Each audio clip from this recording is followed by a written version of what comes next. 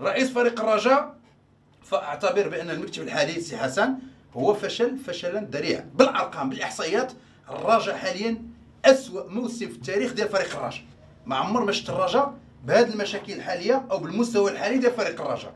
ولكن مسؤولي او منخرطي فريق الرجاء والانصار ديالها يعرفوا حسن التلاغي. هذا فقط راي ديالي اعلامي مغربي. اللي بغيت نقول ان السي عبد السلام بالقشور الا شكرته في البدايه، فنقول بانه السي عبد السلام بالقشور اليوم دار سقطه للتاريخ.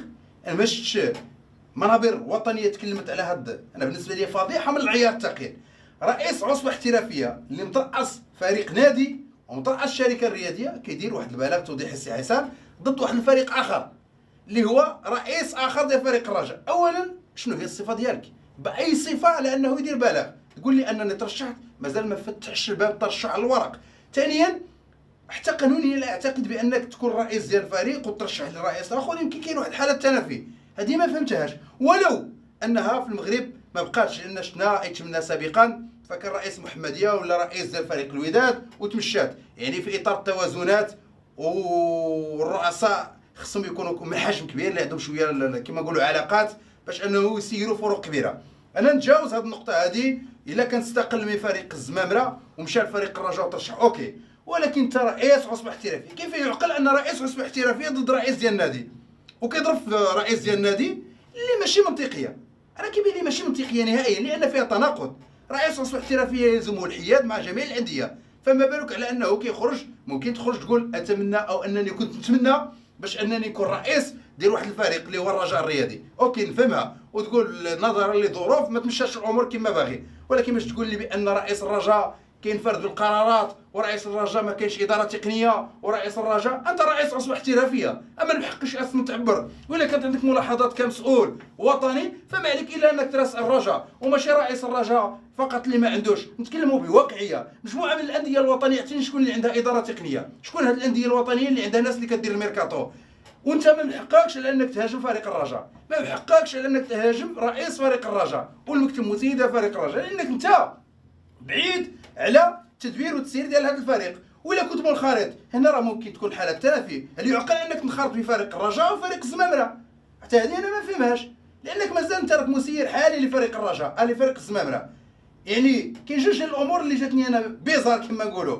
اولا انت فريق الزمامره، وثانيا انت رئيس عصبه احترافيه وكتعطي معطيات ضد فريق اخر. وللاسف انا اسمح لي رغم انني كنآمن بالكفاءه ديال بالقشور وعارف بانه الا مشى فريق الرجاء ينجح، ورغم انني باش ما يقولوش راك كدافع على رئيس فريق الرجاء نقول لك افشل رئيس شفتو بتاريخ فريق الرجاء هو هذا. ولكن الواقع كيفرض نقول بان رئيس العصبه الاحترافيه سقط للتاريخ بالنسبه ليه، لانه لا قانونيا ولا اداريا ولا ما فهمهاش. انا ما فهمتهاش نهائيا، لان السي حسن نورمالمون خصو يبقى بعيد في هذا الملف هذا وما خصوش اصلا يهضر على الترشح ديالو بالنسبه لرئيس اخر. صحيح سي محمد الكلام اللي كتقول.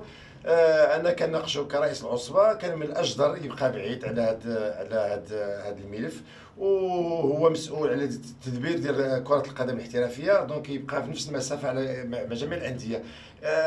حتى واحد ما يمنعو باش يترشح شي فريق اخر، ولكن على الاقل كان خصو يحسم مع الفريق الاصلي اللي دابا هو مازال رئيس فريق الزمامره. هنا هذه القرارات العشوائيه مع الاسف هي اللي كتدمر كره القدم وكتدمر الانديه. وشفنا التجربه الفاشله اللي دارها ايتمنى الموسم الماضي اللي كان رئيس الشركه ديال شباب المحمديه ورئيس الجمعيه رئيس فريق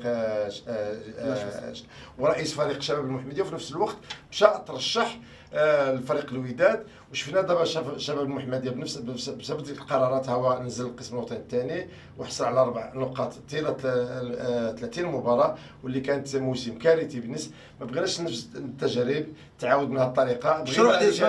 بغينا رجال الدوله اللي تكون عندهم واحد الكاريزما واحد المكانه اللي يقبضوا هذه كره القدم وياخذوا القرارات بكل شجاعه وما تكونش هذه العشوائيه في القرارات اللي بكل صراحه تسيء الى كره القدم الوطنيه. فعلا، لان اولا حتى ثاني حتى المشروع ديال الزمامره ناجح على مستوى كره القدم داخل القاعه، على مستوى كره القدم النسويه، على مستوى الفريق الاول. كان قاب قوسين انه يكون عنده مشاركه افريقيه. بن هاشم كان غادي مزيان في الفريق، وقع يمكن واحد النقاش اللي خلى في اخر المطاف السي بن هاشم اللي نتمنوا له التوفيق مع فريق الوداد في المسابقه ديال كاس العالم للانديه. ونتمنوا التوفيق لفريق الوداد الرياضي. واعتقد بان البدايه ديال فريق الوداد للامانه، انا دائما كنعطي واحد الراي ديالي في الانديه الوطنيه، اعتقد كبوادر فريق الوداد من بعد كاس العالم اللي ديالو، ولو انه حقق سي حسن او ما حققش شي نتائج مزيانه، غادي يكون فريق قوي الموسم المقبل. غير بالنسبه للنجاح ديال التجربات ديال الزمامره ماشي بالضروري غادي تتكرر في الرجاء البيضاوي، لان الظروف ديال الاشتغال في فريق ديال الاتحاد ديال الزمامره ماشي هي الظروف ديال الاشتغال في فريق الرجاء البيضاوي اللي معروف بالقوه الجماهيريه ديالو، القوه ديال المنخرطين، القوه ديال المواقع اللي بكل صراحه